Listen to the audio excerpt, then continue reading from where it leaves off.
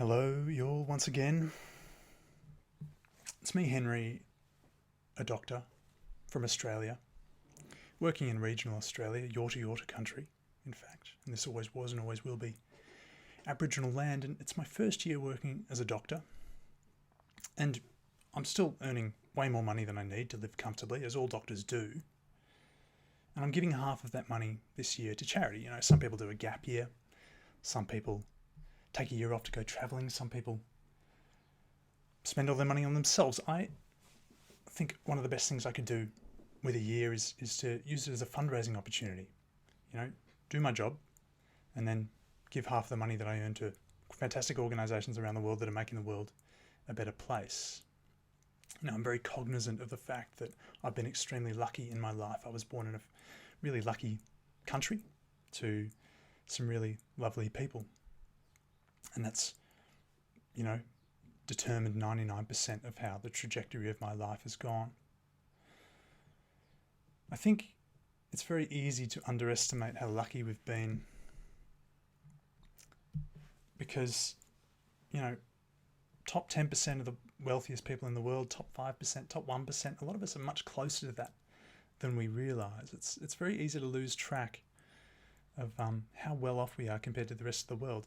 Access to education, security, food, medications, basic clean water, electricity. We take a lot of these things for granted, but in a lot of places in the world, these things are just not there. Now, the upside of that is that it means that we have an enormous power as people who are quite well off to make positive changes in the world, because these things, basic nutritious food, clean water, medications, education, these things are actually pretty cheap to provide, especially in the parts of the world where they're most needed. And we have the resources to provide those things if we just voluntarily reallocate them a little bit. For very small sacrifices on our part, we can make the world much, much better. And yet we kind of choose not to a lot of the time, which I think we should really reconsider. I'm spending all this year trying to find great organisations around the world to give money to that are going to be making the world a better place. And I'm giving money to great organisations, but I'm giving even more money to really, really great organisations that for really relatively small sums of money are improving and even saving people's lives. So one of these organisations, and I'm giving to two this paycheck. One of them is Keller International.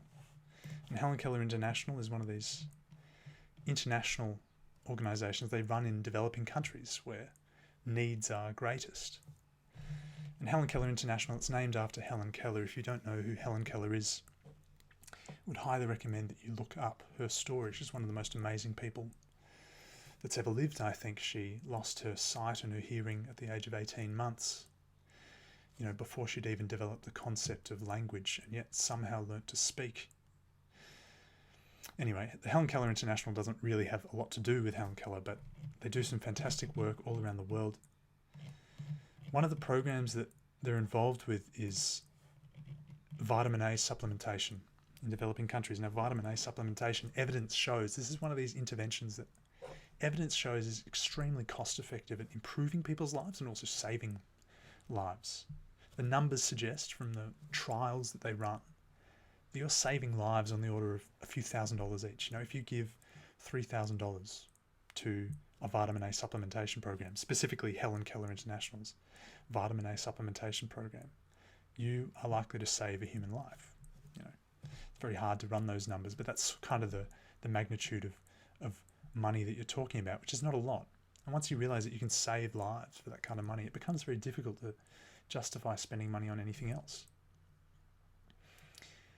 Which I think is interesting and also, you know, maybe tells us we should be shifting our priorities a little bit. And vitamin A supplementation, very cheap to do because vitamin A is cheap.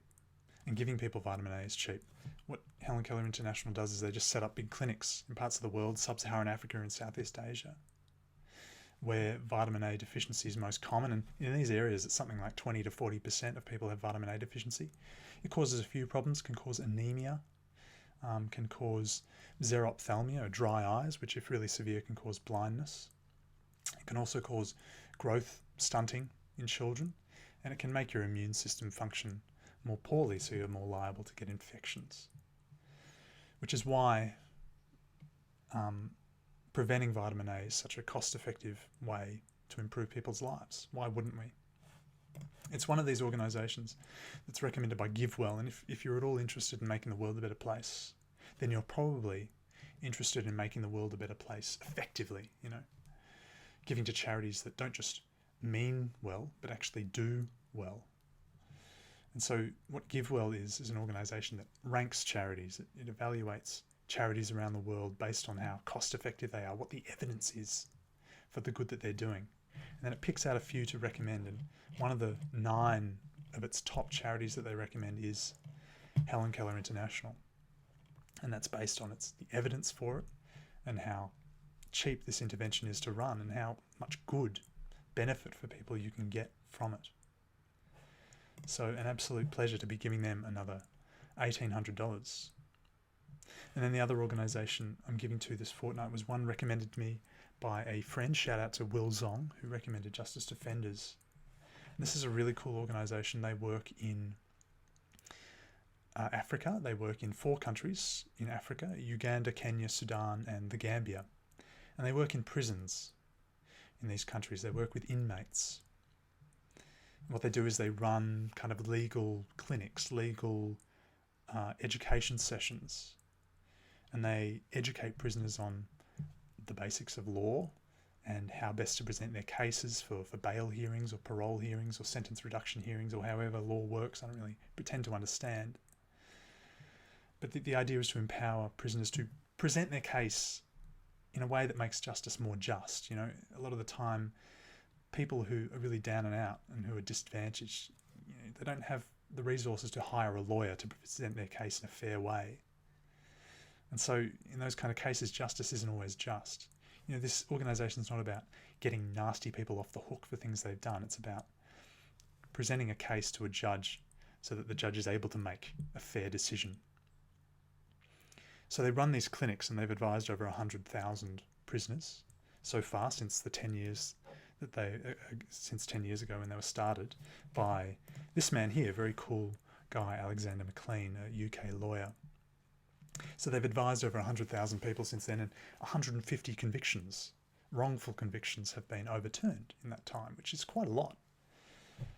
I think that's very impressive. Now, they run these education clinics, but what they also do is they train inmates to be paralegals who can then run these education clinics, law centres themselves. So they train inmates to then advise other inmates on law. It's in this kind of interesting viral legal education system.